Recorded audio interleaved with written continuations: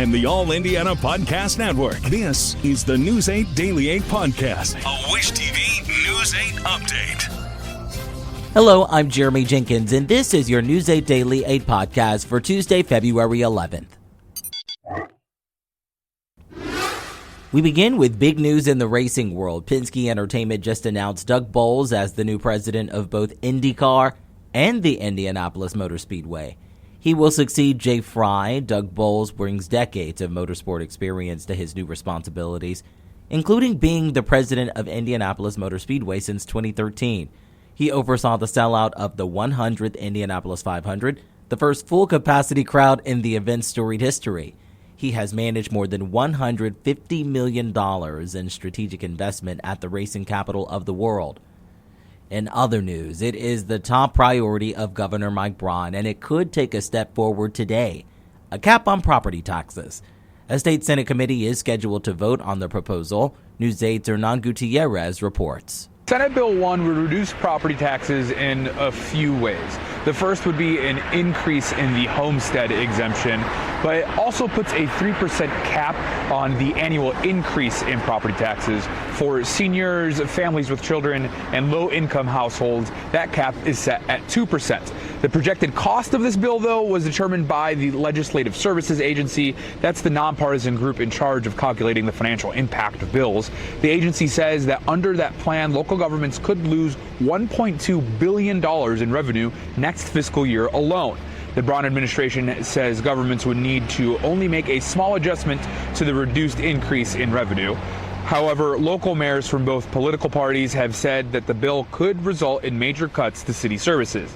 Legislative Services also says the tax plan would mean less money for every single school district in the state. Collectively, a cut of almost $2 billion over the next 3 years. The three school districts in central Indiana impacted the most would be Indianapolis Public Schools. The estimate from the Legislative Services Industry Services says IPS would lose about $69 million over that 3-year period. The agency also says Carmel Clay Schools would see a hit of about $76 million, and Hamilton Southeastern Schools would lose about $81 million. The Senate Tax and Fiscal Policy Committee is set to take a vote on that this morning. Their meeting is set to start at 8. Reporting from the State House, I'm Hernan Gutierrez for WishTV.com, or follow us on Facebook for updates. Defense Secretary Pete Hegseth is now directing the military to pause the integration of any new transgender troops and to suspend any planned medical procedures to support trans troops. The order came in a memo dated for February 7th and is said to be effective now. That move follows the executive order from President Trump titled Prioritizing Military Excellence and Readiness that would effectively ban trans service members entirely. The administration claims to be combating, quote, gender insanity in the federal government. In other news, police have arrested a man from Chicago following a chase across southern Indiana that ended in Bartholomew County. State police say it started yesterday morning after Scottsburg police were called to a gas station robbery. Officers say they spotted a suspect's vehicle on I-65 in Jackson County. Police say the vehicle sped away from them, then exited onto State Road 46 in Columbus. When the driver tried to get back onto the interstate, state police say a trooper used a pit maneuver to cause the vehicle to spin out and come to a stop.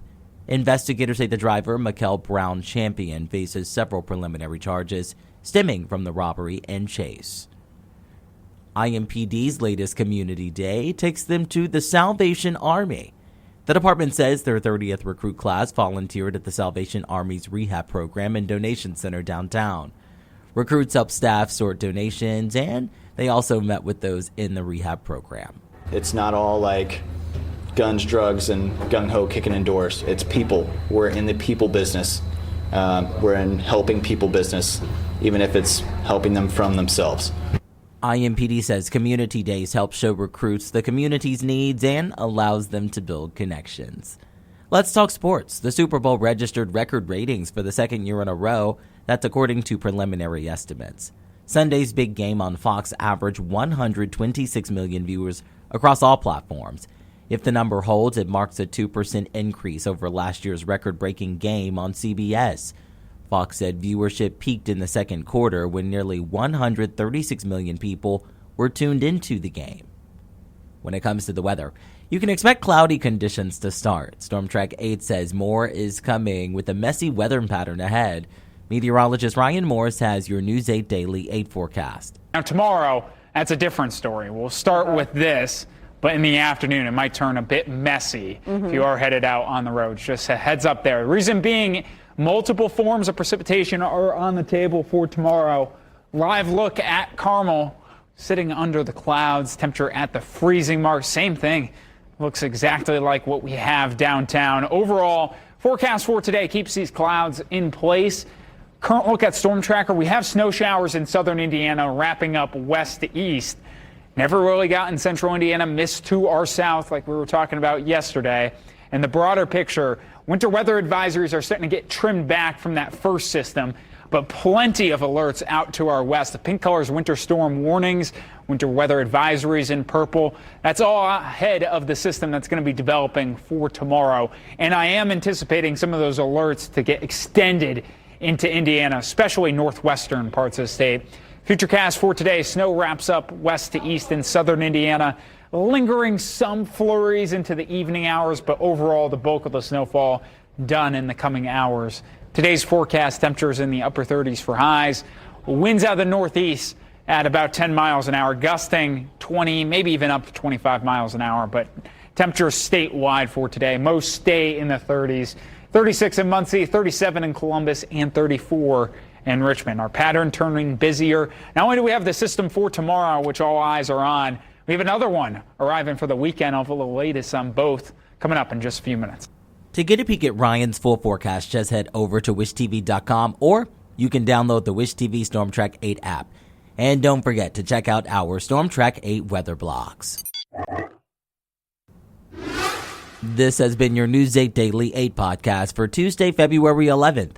I'm Jeremy Jenkins for Wish TV, wishtv.com, or follow us on Facebook for updates. This is the News 8 Daily 8 podcast, a Wish TV News 8 update on demand. For even more, on demand and on the go, connect with Wish TV on Facebook at wishtv.com and on the free Wish TV mobile app.